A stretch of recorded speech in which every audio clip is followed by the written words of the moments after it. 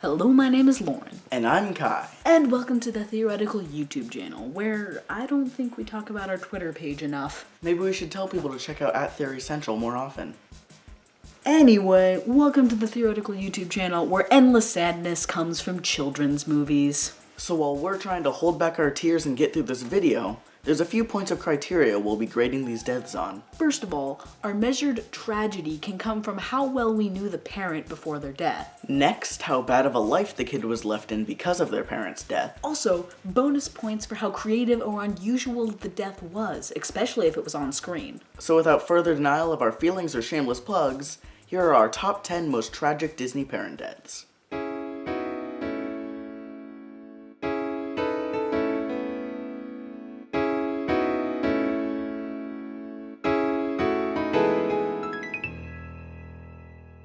Number 10, Mowgli from the Jungle Book. Now, while we don't know who they were or how they even died, Mowgli's parents make this list because they stranded their child in the middle of the jungle. Sure, the live-action adaptation gave a little bit of backstory, but overall, leaving your infant to wild animals is quite compromising.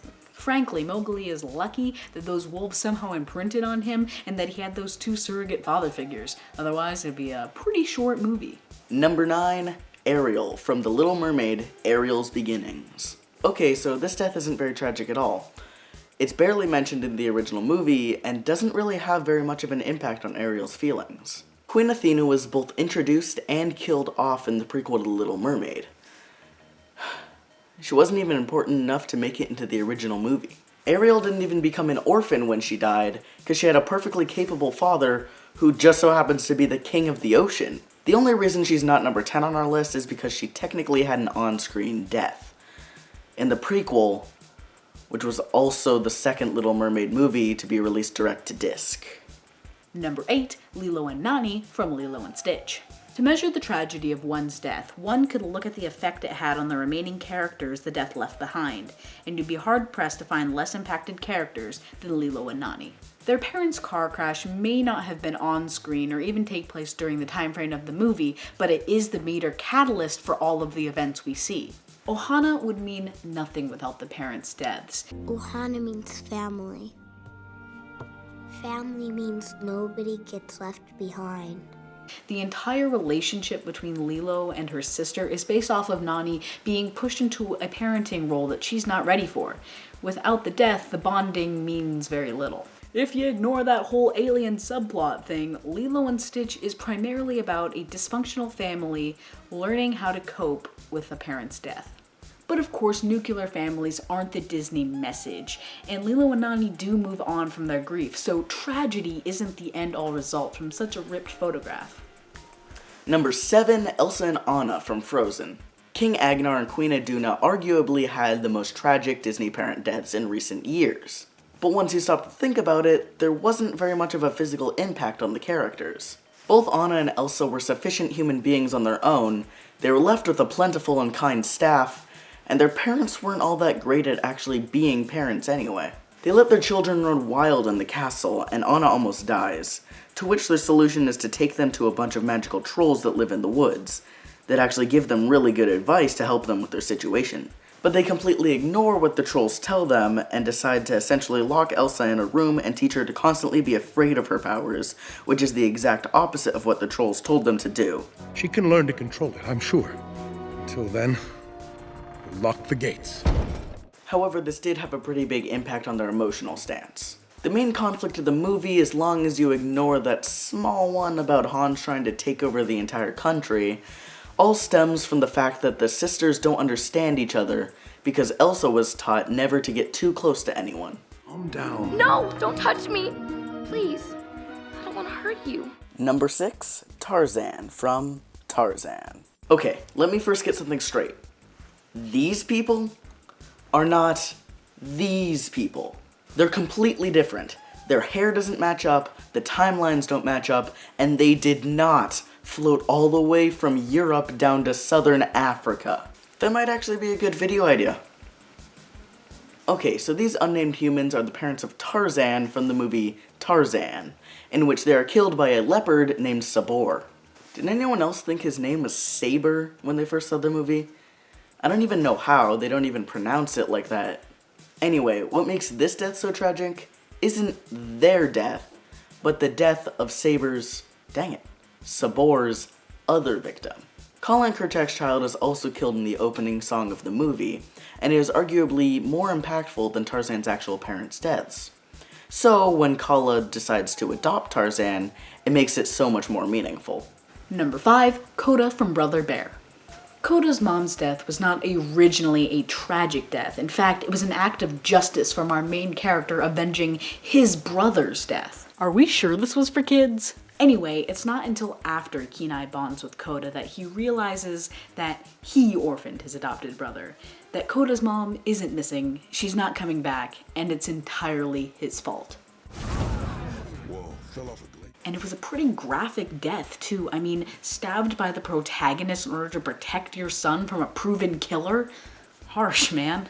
And of course, Kota ends up in good hands with Kenai, but for a while there, he was left stranded miles from home without anyone to take care of him.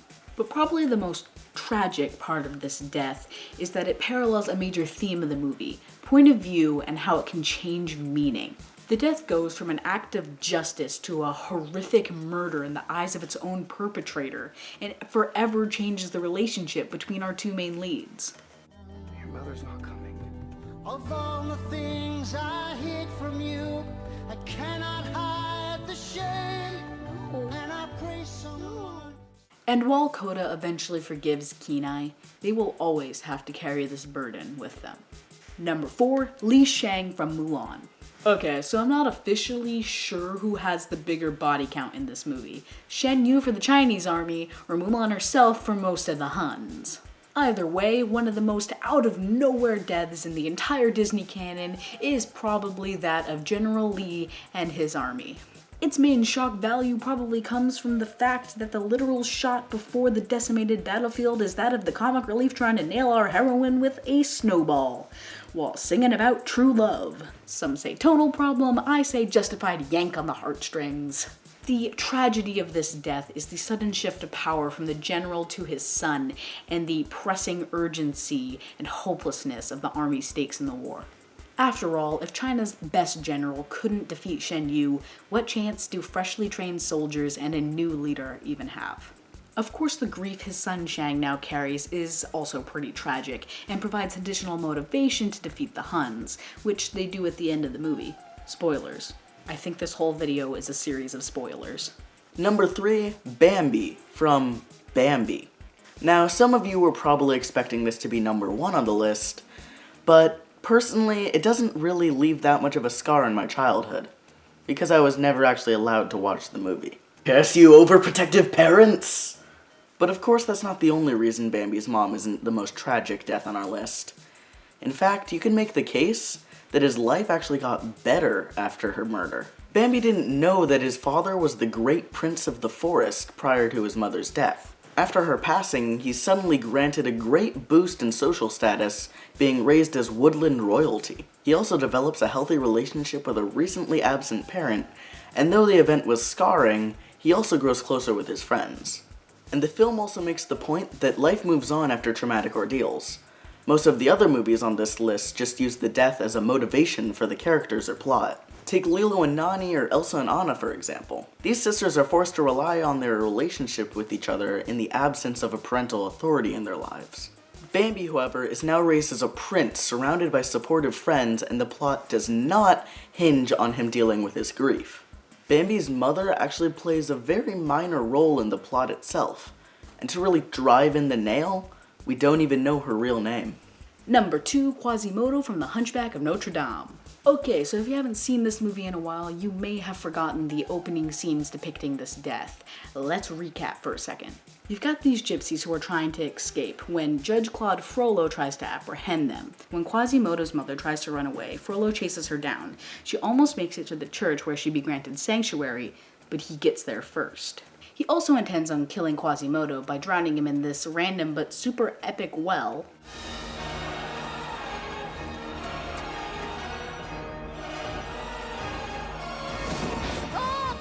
When a bishop stops him, so Frollo ends up raising Quasimodo, but constantly tells him that he's a monster. He isolates and shames his ward until he no longer has any sense of self-worth. You know that phrase, a face only a mother could love?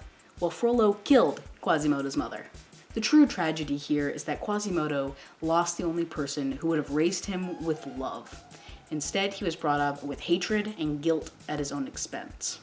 In my opinion, that's worse than being raised by wolves or apes, and it's certainly worse than being raised as a prince. And the number one most tragic Disney parent death is, drumroll please. No one just gave me a drumroll. Simba from The Lion King. I mean, seriously, were you expecting anyone else here? Mufasa is the epitome of scarred childhoods throughout family-friendly content. But if you've lived under a rock since the 90s and this is the first contact you've made with pop culture since then, welcome back. Things have definitely changed. But let's give you a recap. Simba's father, Mufasa, is the leader of the Pride Lands, and his evil brother, Scar, tries to murder... No, actually, he's he doesn't just try. Simba's father, Mufasa, is the leader of the Pride Lands, and his evil brother, Scar, murders him by throwing him into a stampede of wildebeests. Long live the king.